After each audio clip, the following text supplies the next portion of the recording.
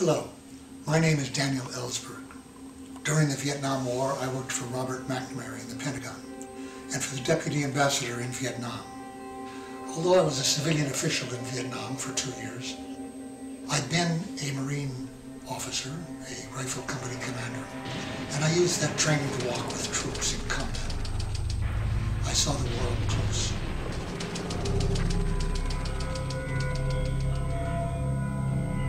I revealed the top-secret Pentagon Papers history of our decision-making in Vietnam to the American public because I understood that showed that we were in illegal, wrongful war, that we'd been lied into that war under false pretenses, and that there was no prospect under current policy of ending it. Indeed, it was escalating.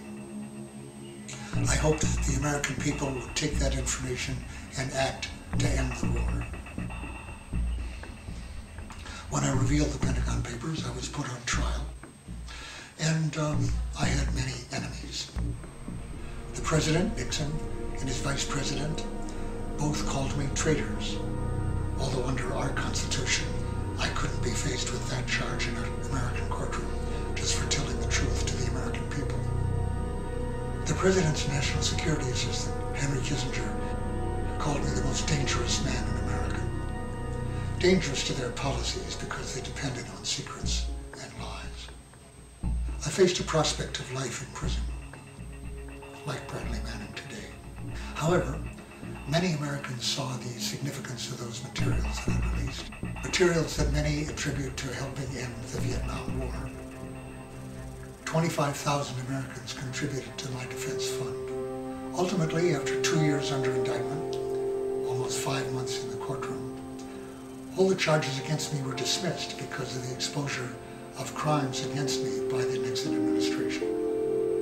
Now Bradley Manning is in the same situation I was in 40 years ago. Although all of the crimes committed against me by President Nixon have now been legalized after the Patriot Act and other changes in our law since 9/11, except for the crime of torture, which Bradley Manning was subjected to by 9 months of prolonged isolation in Quantico. Horrific conditions which were finally ended by widespread public protest.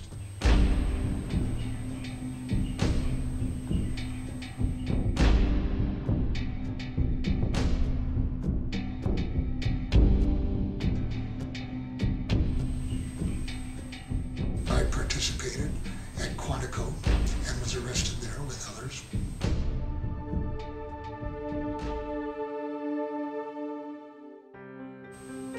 When I heard about Bradley Manning and read the chat logs attributed to him, I saw a young man who'd been moved by conscience to inform the American people about wrongdoing, about crimes and lies, cover-up, so that they could discuss this, reform, and bring about an end to those policies. Here's a young man who joined the Army from a working-class background, hoping to go to college, but also to spread democracy abroad. He changed his mind on the war, as I did in Vietnam, when he saw it up close. Specifically, when he was asked to help arrest people that he understood had done nothing more than write a scholarly critique of government corruption. He knew they'd be tortured by the military that we turned those people over to in Iraq.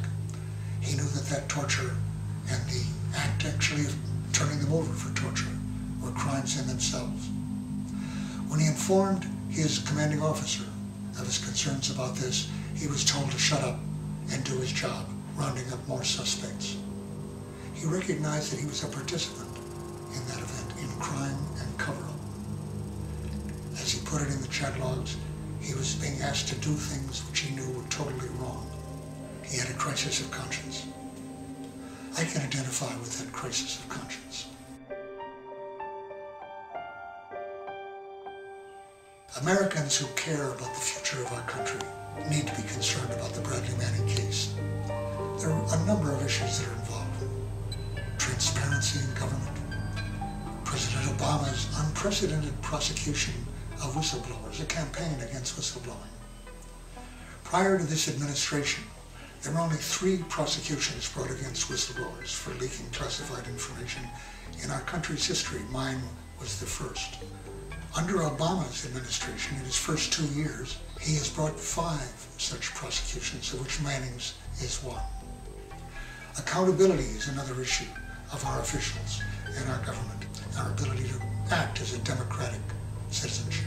Then there's the revelation of many wartime atrocities revealed in the information revealed through Wikileaks, and of which Bradley Manning is accused of being the source. There is the catalyzing role that these revelations played, a critical role on the movement for democracy in the Middle East. They were critical in inspiring a movement against the dictatorship of Ben Ali in Tunisia and later against Mubarak in Egypt. I believe history is on the side of those who seek to reveal the truth, not on the side of those who seek to conceal it. I believe that if Bradley Manning is the source of these revelations, history will vindicate him. But there are many people in government and outside who want to conceal those truths still, and will act to convict him and prevent others from following that example of truth-telling. The Bradley Manning Support Network has been key in coordinating nationwide and even global efforts in support of Bradley Manning, raising hundreds of thousands of dollars from tens of thousands of people. We need money in the support network for rallies, advertisements, demonstrations, and especially, of course, for the defense, which could go beyond the military court-martial process to appeals to the Supreme Court. As the first person subjected to the same charges that Bradley Manning is facing, I've studied this now for over 40 years. It's my judgment that a very strong argument can and should be made to the Supreme Court that the charges under the Espionage Act for which Manning is accused should be held unconstitutional under the First Amendment. But that process of appeal, if it's necessary, from a military court, will take even further money than is needed for his immediate defense. There's a lot of work still to be done.